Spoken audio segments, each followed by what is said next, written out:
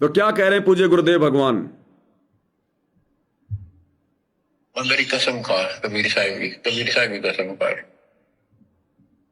बच्चों, वो दिन है आज। इतना गजब का विश्वास कर दिया दोस्तों।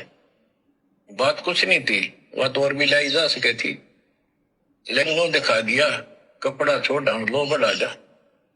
इस बालक कबीर साहब ने लोहे की जाली बढ़ा दी। वो आज भी विद्यमान है, एक तो उनमें से। क्या कह रहे हैं गुरुदेव? आपने तो केवल यही सुना था कि परमात्मा ने द्रौपदी का कपड़ा बढ़ा दिया। कपड़ा छोड़, गुरुदेव कहते हैं हम लोहे को बढ़ा दें, और आज भी वो विद्वान है। जाली उनमें से एक तो आज भी विद्वान है। बढ़ाई किसने? अब विचार करो। अब इस लोहे की जाली के उदाहरण को देखकर विचार करो, द्वापर में द्रौपदी का कपड़ा किसने बढ़ाया होगा? कबीर साहिब ने। और वो कबीर साहिब वर्तमान में कौन है? गुरुदेव ने क्लियर कर दिया अपने बड़े बेटे वीरेंद्र से पूछकर, और ये कहकर कि मेरी कसम खा कबीर साहब की। साथ में क्लियर भी कर दिया, भाई संकेत ही करेगा गुरु। ये नहीं कहेगा कि बेटा मैं कबीर हूं मेरी कसम खा। हम गधे थोड़ी हैं जो लठ मारे जाएंगे तब हमारी समझ में आएगी। इंसान है, ऊपर से तत्व ज्ञान दे दिया भगवान ने। संकेत ही करेगा गुरु। शब्द सैन सतगुरु की पहचान है, पाव अटल सुहाग रे। और इन शब्दों को पकड़ना हर एक भगत के बस की बात नहीं है, सुनकर भी नहीं पकड़ पाएगा। और आप और हम भाई बहन तुरंत इशारे को समझ जाते हैं गुरुदेव ने क्या कह रखा है। तुरंत कि कसम खा मेरी कबीर साहब की कसम पाड़। आगे क्या कह रहे हैं परमात्मा? आगे फिर उस वीरेंद्र ने और क्या क्या किया? अपने गुरु को मानुष मानता था या भगवान मानता था या अपना बाप मानता था? ऐसी घटना जिस जगह पर घटित हुई हो वो आने वाले समय में यादगार के रूप में रखी जाती है। और इस वीरेंद्र ने क्या किया? इस वीरेंद्र ने बाद में उस मकान को ही बेच दिया। धनाना में जिस मकान में पूज्य गुरुदेव रहा करते थे और जिस मकान की जाली बढ़ी थी, इस वीरेंद्र ने फिर उस मकान को ही बेच दिया। अब सोचो ये कहां भक्ति मार्ग में है, कहां इन्होंने परमात्मा को परमात्मा माना। ऐसी अद्भुत घटना जहां घटी हो, क्या गुरुदेव ने बताया नहीं? इनकी आंखों के सामने वो घटना घटी। इस घटना का सबसे पहले जिक्र गुरुदेव ने कहां किया? अपने परिवार के बीच में किया। शाम को गुरुदेव ड्यूटी से आए, देखा जाली लगी हुई है, अनारों से पूछा। फिर गुरुजी उस वीरेंद्र को लाए पकड़ के, उससे पूछा। तो सबसे पहले इस घटना का जिक्र कहां किया गुरुदेव ने? अपने परिवार में। और उसी परिवार ने, उसी वीरेंद्र ने आगे चलकर उस मकान को ही बेच दिया। और उस मकान को खरीदने वाला मंदबुद्धि भगत कौन? अरे वीरेंद्र ने तो मूर्खता कर दी मकान बेच के। खरीदने की मूर्खता किसने की? विकास सिंह पुरिया ने। विकास सिंह पुरिया ने, जो सतलोक आश्रम धनाना में सेवादार के रूप में सेवा करता है। वीरेंद्र ने तो मूर्खता दिखाई सो दिखाई। उस वीरेंद्र ने भी उस मकान को खरीदने की मूर्खता दिखाई। और आगे चलकर जब गुरुदेव ने संकेत किया तब जाकर इसने वो मकान वापस किया। उस सिंहपुरिया ने फिर ये मकान वापस कर दिया। परमात्मा ने प्रेरणा करी, नहीं तो वो भी कहीं आगे बेच देता। अब तक उसको तोड़ फोड़ के जो घटना जो घटी थी, अब तक उस मकान को तोड़ फोड़ के लेने वाला कोई और मकान उस पर बना देता, वो यादगारी समाप्त हो जाती। तो परमात्मा ने विकास सिंहपुरिया में प्रेरणा की, कहीं कहीं ये नालायक इसको बेच ना दे, क्योंकि उसने खरीदी किस लिए? उसको सुरक्षित रखने के लिए थोड़ा ना इसने खरीदा था। इतना ही ज्ञान होता तो ये खरीदता ही नहीं। वीरेंद्र को समझाता कि भाई तू क्या कर रहा है, ये ऐसी घटना जहां घटी हो तू उसको बेच रहा है। मना कर देता उसको। उसने खरीदा किस लिए? आगे बेचने के लिए। बाद में परमात्मा की प्रेरणा हुई तब उसने वापस लौटा दिया। वो 18-20 लाख रुपए के आसपास उसने वो खरीदा था। अब क्या कह रहे परमात्मा, ध्यान से सुनिए। वो मकान बेच दिया था इसने, वीरेंद्र ने। क्या कह रहे गुरुदेव? वो मकान बेच दिया था इसने, वीरेंद्र ने। वो मकान बेच दिया था इसने, वीरेंद्र ने। मेरे यहाँ इस मार्ग पाने के बाद जिसने लिया वो भगत, उस भगत ने जिसने लिया वो भगत। अब ये सिंहपुरिया तो 2012 के आसपास भगत बना था। करोथा कांड तक तो ये गुरुजी का विरोध करता था, ये आर्य समाजी था। 2012 या 13 में ये भगत बना। तो इसने कब खरीदा वो मकान? ये मकान वीरेंद्र ने बेचा। हालांकि मुझे कन्फर्म नहीं है, मैं आइडिया बता रहा हूं, गलत हो तो परमात्मा माफी करे, माफ करे मुझे। ये बरवाला कांड के बाद में उसने मकान बेचा है। यानी अभी तक भी उसको सद्बुद्धि नहीं थी कि वो जगह बेचनी चाहिए कि नहीं बेचनी चाहिए। भाई 2012 में विकास सिंहपुरिया ने नाम लिया, 2014 में करोथा कांड हुआ, तो गुरुजी के आश्रम में रहते सहते तो मकान वो वीरेंद्र भी नहीं बेच सकता और ना सिंहपुरिया ले सकता, क्योंकि दोनों भगत। तो गुरुदेव के जेल जाने के बाद वीरेंद्र ने वो मकान बेचा, क्योंकि ये भगोड़े बन के घूम रहे थे। ये वीरेंद्र तो जेल में था, या तो जेल से बाहर आने के बाद इसने बेचा है। जेल से बाहर जमानत पर आने के बाद इस वीरेंद्र ने मकान बेचा है, या फिर 2012 से 2014 के बीच में बेचा है। तो जहां तक मेरा आइडिया है, बरवाला कांड के बाद ये मकान वीरेंद्र ने बेचा है, जमानत पर बाहर आने के बाद। तो गुरुदेव कह रहे हैं कि लेने वाला भी भगत। ध्यान से सुनो। वो मकान बेच दिया था इसने, वीरेंद्र ने। मेरे यहाँ इस मार्ग पाने के बाद जिसने लिया वो भगत, उस भगत ने वापस डोनेट कर दिया कि ऐसी अनमोल पूंजी को मैं सुरक्षित नहीं रख पाऊंगा, आपको वापस दे। आज वो फिर वही है, वह जाली लगी हुई है। हमने भी उसमें स्थायी किया नहीं है अभी, क्योंकि हमें थोड़ा सा फुर्सत ही होगी। यहाँ से निपटेंगे, मिशन को पूरा करके उसको फिर याद के रूप में रखेंगे। क्या कह रहे हैं? ध्यान से सुनना। गुरुदेव कह रहे हैं अब आगे चलकर हम उस मकान को फिर से बनाएंगे, ठीक ठाक हम उसको करेंगे। यानी वो तो एज इट इज रहेगा, उसके चारों तरफ कोई बाउंड्री वाउंड्री बना के जैसा भी है, उस मकान को, उस जाली को हम सुरक्षित रखेंगे आने वाले समय के लिए। क्या कह रहे हैं? ध्यान से सुनिए। भी उसमें स्थायी किया नहीं है अभी, क्योंकि हमें थोड़ा सा फुर्सत ही होगी। यहाँ से निपटेंगे, मिशन को पूरा करके उसको फिर याद के रूप में रखेंगे। तो बच्चों, विश्वास रखो इस मालिक पे। कहे कबीर सुनो भी साधो, मैं तो विश्वास। क्या संकेत किया गुरुदेव ने? कितना बड़ा संकेत कर गए। जिन लोगों को विश्वास नहीं है कि गुरुजी जेल से बाहर आएंगे या नहीं आएंगे, ले लो सार नाम, ले लो सार शब्द, क्या पता गुरुजी जेल से सतलोक चले जाएं। उन मंद बुद्धियों के लिए गुरुजी ने सारे संकेत कर रखे हैं। क्या कह रहे हैं गुरुदेव भगवान कि आने वाले समय में जब हम निपटेंगे यहां से मिशन को पूरा करके, जेल से जब हम यहां से निपटेंगे, यानी जब हम फ्री होंगे इस मिशन को पूरा करके। कौन से मिशन को? जो जेल में बैठे हुए गुरुदेव कहते हैं, उसके बाद हम उसको यादगार के रूप में रखेंगे। यानी गुरुदेव ने संकेत कर दिया कि हम यहां से फ्री होकर बाहर आएंगे, विश्वास करो। लास्ट में क्या करें गुरुदेव? बच्चों विश्वास करो इस भगवान पे।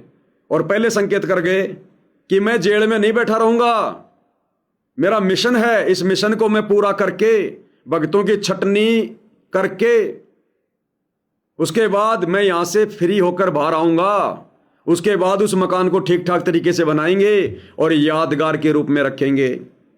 तो गुरुदेव ने संकेत कर दिया कि मैं जेल में नहीं बैठा रहूंगा, मैं जेल में बैठने नहीं आया, सतलोक से चलकर। विश्वास रखो, भक्ति करो, विश्वास मत करो कि ले लो सार नाम, ले लो सार नाम, ले लो सार शब्द। गुरु जी का क्या भरोसा, गुरु जी जेल से सतलोक ना चले जाएं। तो गुरुदेव कह रहे हैं जब हम यहां से निपटेंगे, फ्री होंगे मिशन को पूरा करके, फिर हम उसको ठीक ठाक करेंगे। ध्यान से सुनो कि हमें थोड़ा सा प्रसिद्धि होगी, यहाँ से निपटेंगे, मिशन को पूरा करके उसको फिर याद के रूप में रखेंगे। तो बच्चों विश्वास रखो इस मालिक पे। कहे कबीर सुनो भी साधो मैं तो विश्वास। उसको यादगार के रूप में रखेंगे फिर उस मकान को।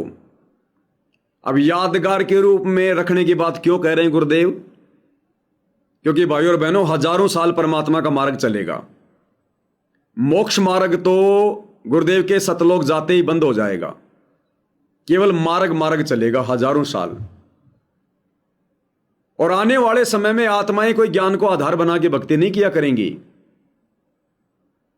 कोई मोक्ष को ध्यान में रख के भक्ति नहीं किया करेंगी, क्योंकि उनको भी पता चल जाएगा कि मोक्ष नहीं होना। अब ये साथ संगति के वीडियो सब लोग देखा करेंगे, सबको हकीकत का पता चल जाएगा कि वो मौका तो हम चूक गए। तो हजारों साल ये मार्ग चलेगा, तो इस प्रकार की घटनाओं को देखकर लोगों में विश्वास बना रहेगा, भक्तों में थोड़ी दृढ़ता बनी रहेगी। जैसे परमात्मा ने बहुत सारी घटनाओं को पहले जन्म दिया, ये जगन्नाथ का मंदिर बनवाया, ये 52 प्रकार के, ये जो आपका बद्रीनाथ और केदारनाथ और ये तरह तरह के धाम बनवाए परमात्मा ने। क्यों बनवाए? वहां जाने से कोई मोक्ष थोड़ी था, वो जगन्नाथ के मंदिर में जाने से कोई मोक्ष थोड़ी है जो परमात्मा ने बनवाया था। लेकिन भक्ति को जीवित रखा परमात्मा ने उन यादगारों के माध्यम से। लोग मंदिर में आते रहे, जाते रहे, चढ़ावा चढ़ाते रहे, उन पुजारियों का काम चलता रहा, लोगों की भक्ति में भगवान में आस्था बनी रही, ताकि कलयुग की पिछली पीढ़ी तक काल भक्ति को नष्ट ना कर दे। लेकिन वहां जाने से मोक्ष नहीं है, ना जगन्नाथ में, ना केदारनाथ में, ना बद्रीनाथ में, ना नीलकंठ में। तो इसी प्रकार गुरुदेव भगवान इस मकान को आने वाले समय में यादगार के रूप में छोड़ के जाएंगे। लोग वहां पर दर्शन करने के लिए आएंगे, दंडवत किया करेंगे, घूम फिर के चले जाया करेंगे। थोड़ी आस्था उनकी भक्ति और भगवान में बनी रहेगी, इतना जल्दी बिगड़ेंगे नहीं। इसलिए परमात्मा उसको यादगार के रूप में रखेंगे।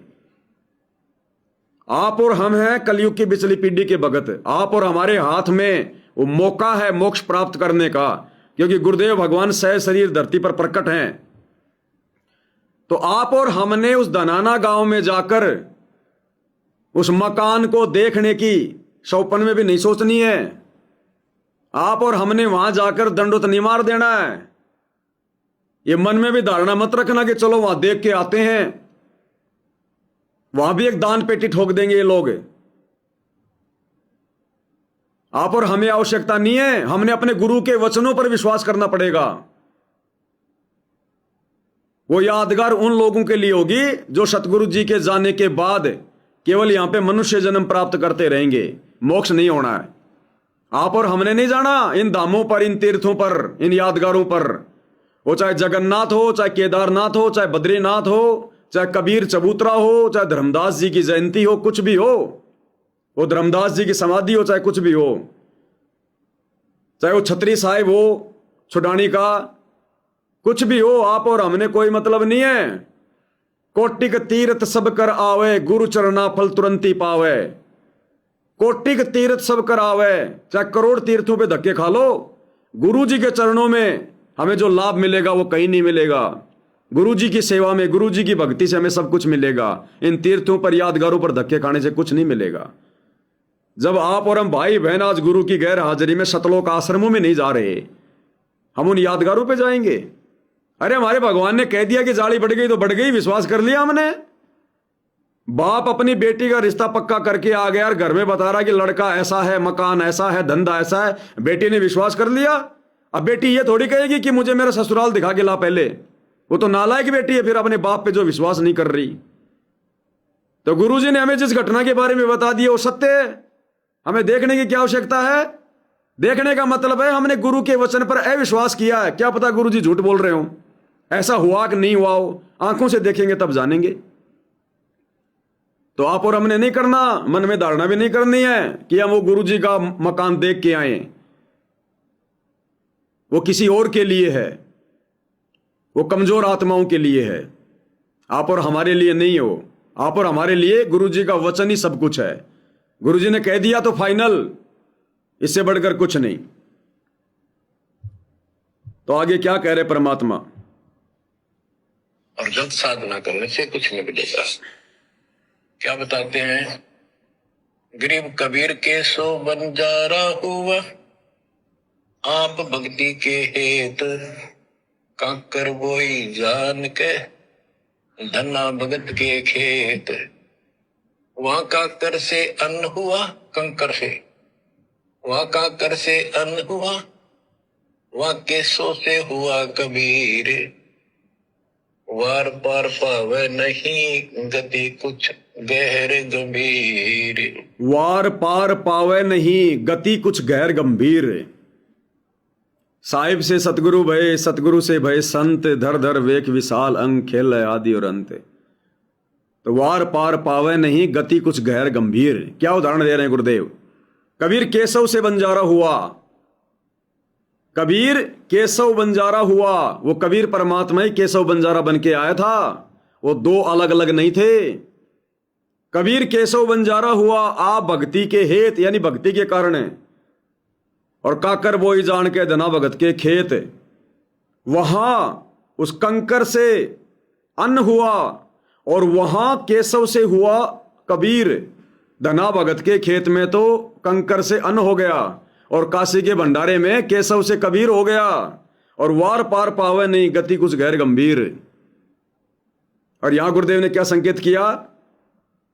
मेरी कसम खा कबीर साहब की, यानी कबीर से रामपाल हुआ।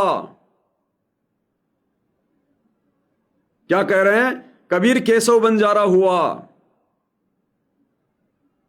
तो सतगुरु रामपाल जी स्वयं ही कबीर भगवान है, कबीर परमात्मा है, जो केशव से कबीर बने। वार पार पावे नहीं गति कुछ गैर गंभीर।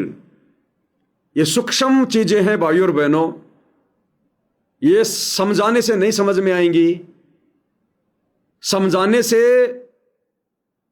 समझ में तुरंत उसी के आएंगी जिसके ऊपर गुरुदेव भगवान की विशेष रजा है, जिसको ये सूक्ष्म चीजें समझने की गुरुदेव ने शक्ति दे रखी है।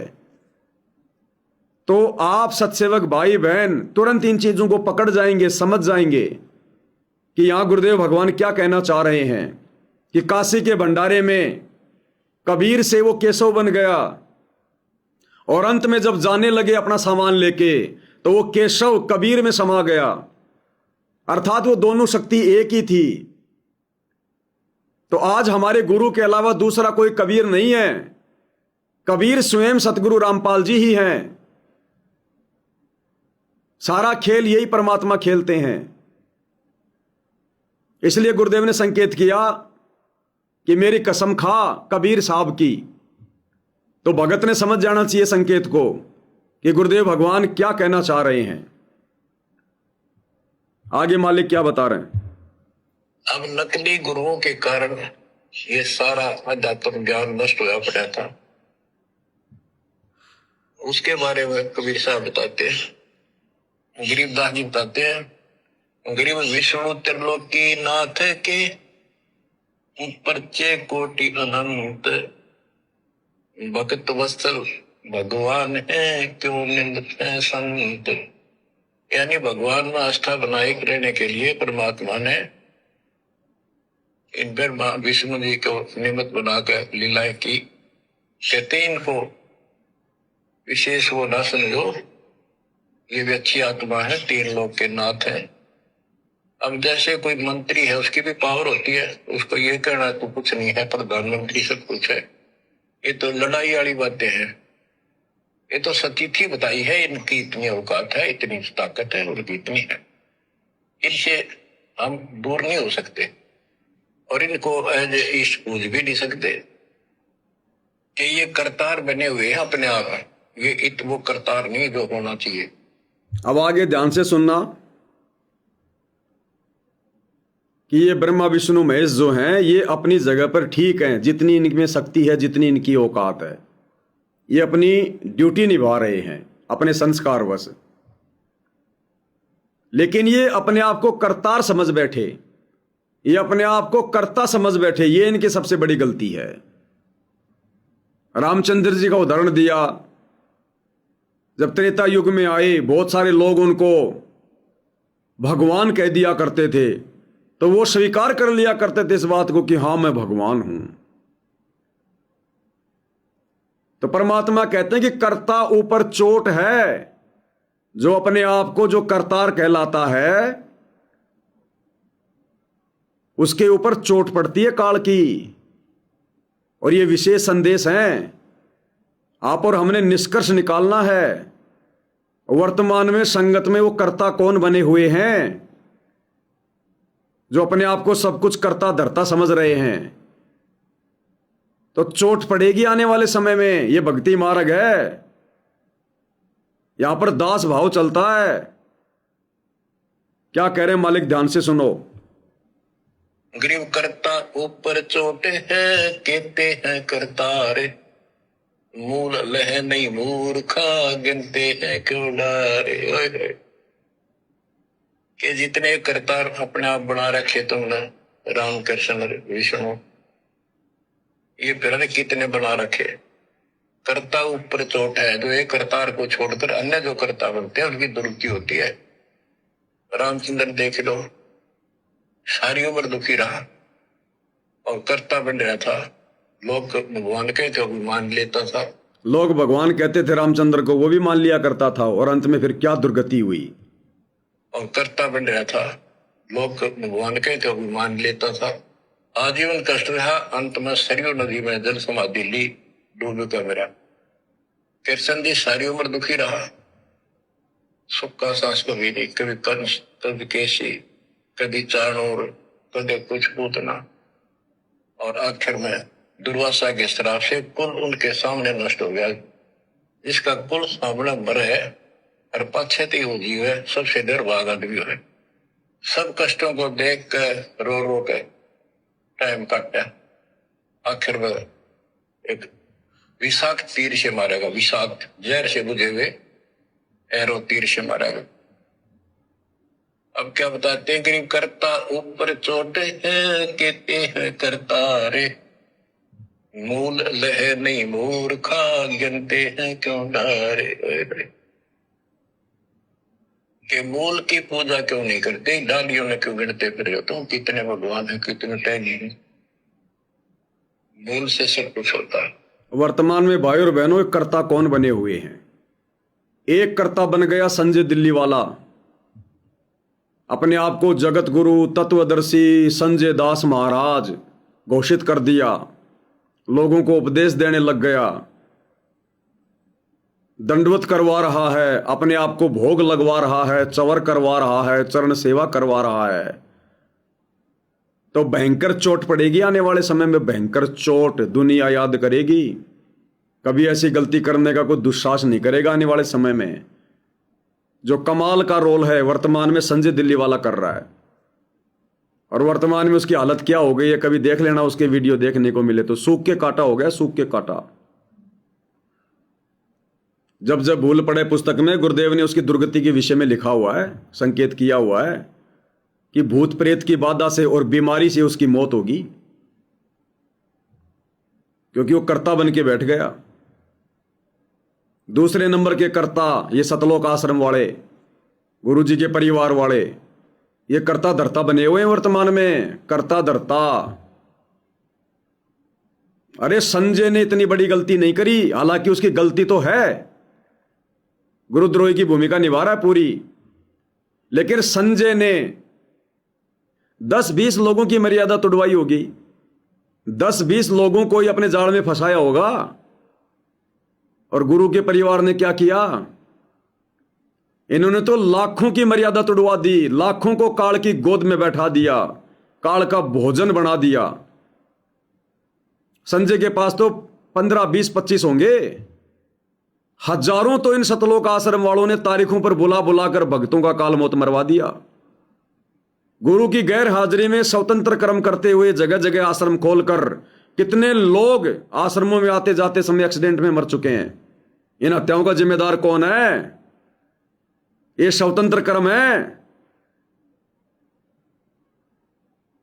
ये परशुराम की जयंती में बैठा दिया 50,000 को। 700 हरियाणा रोडवेज की बसों में 50,000 भगत बैठ के गए थे। 50,000 की मर्यादा तोड़वाई। सिरसा अनाज मंडी में मुख्यमंत्री की रैली में कबीर जयंती में तकरीबन 20 से 25,000 भगत 300-400 हरियाणा रोडवेज की बसों में बैठ के गए थे। उनकी मर्यादा तोड़वाई। अयोध्या में भंडारा लगवा के तोड़वाई। जाट आरक्षण में बैठा के तोड़वाई। गुंडों की सीबीआई जांच में बैठाकर तोड़वाई। और ये अन्नपूर्णा मुहिम के तहत जगह जगह मकान बनाकर भक्तों से बेगार करवा कर तोड़वा रहे हैं। तो मालिक कहते हैं करता ऊपर चोट है कहते हैं करतार, मूल है नहीं मूर्खा गिनते हैं क्यों डार। अब ये संगत की भी नादानी है। मूल लहे ना मूर्खा। ये संगत भी मूल की पूजा नहीं कर रही, मूल के आदेशों पे नहीं चल रही। और ये जो डार हैं, जो डालियां हैं, ये कोऑर्डिनेटर, नामदान संचालक, गुरु का बेटा बेटी, भाई बंधु रिश्तेदार, इन डालियों को पकड़ के बैठी है। मूल को नहीं परख पा रही, नहीं समझ पा रही, मूल के आदेशों पर नहीं जो है वो चल पा रही। तो जितने भी ये करतार बन के बैठे हैं ना, ये जितने भी कोऑर्डिनेटर, ये करतार है, करतार। ये गुरु के आदेश नहीं बता रहे संगत को, ये काल के आदेश बता रहे हैं। संगत की मर्यादा तो तुड़वाने वाले आदेश बताए जा रहे हैं। ये कर्ता बन के बैठे हैं। ये कोऑर्डिनेटर नहीं, ये कमांडर बन गए, कमांडर। एक विशेष संदेश में गुरुदेव ने कह रखा ना कि तुम्हें बनाया कोऑर्डिनेटर, तुम बन गए तुम कमांडर। कमांडर यानी अपनी तरफ से आदेश देना, उसको कहते हैं कमांडर। ये सारे के सारे कर्ता हैं, गुरु जी के बेटे, गुरु जी का भाई, सब कुछ ये कर रहे हैं ना अपनी मनमर्जी से, गुरु के ज्ञान विरुद्ध मर्यादाओं की धज्जियां उड़ाते हुए। ये सारे करतार बन बैठे, करतार। और कहते हैं गुरुदेव के रामचंद्र को कभी कोई भगवान कहता था तो मान लेता था। आपको कजोड़ भगत जी ने लाइव आकर बताया, दिखाया।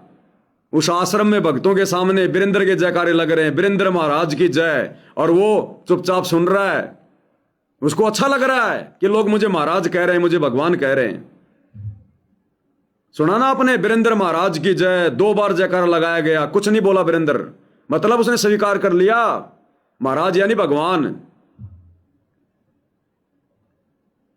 गुरु जी का भाई, गुरु जी के दोनों लड़के, इन मान सम्मान के कार्यक्रमों में जो जगह जगह ये किए गए थे, इनमें इन्होंने पगड़ी पहनी कि नहीं पहनी? हजारों लोगों के सामने अपना मान सम्मान करवाया कि नहीं करवाया भगत होकर, गुरु जी की मर्यादा तोड़कर? ये कर्ता बने हुए हैं, कर्ता। तो गुरुदेव कहते हैं करता ऊपर चोट है कहते हैं करतार, मूल है न मूर्खा गिनते हैं क्यों डार।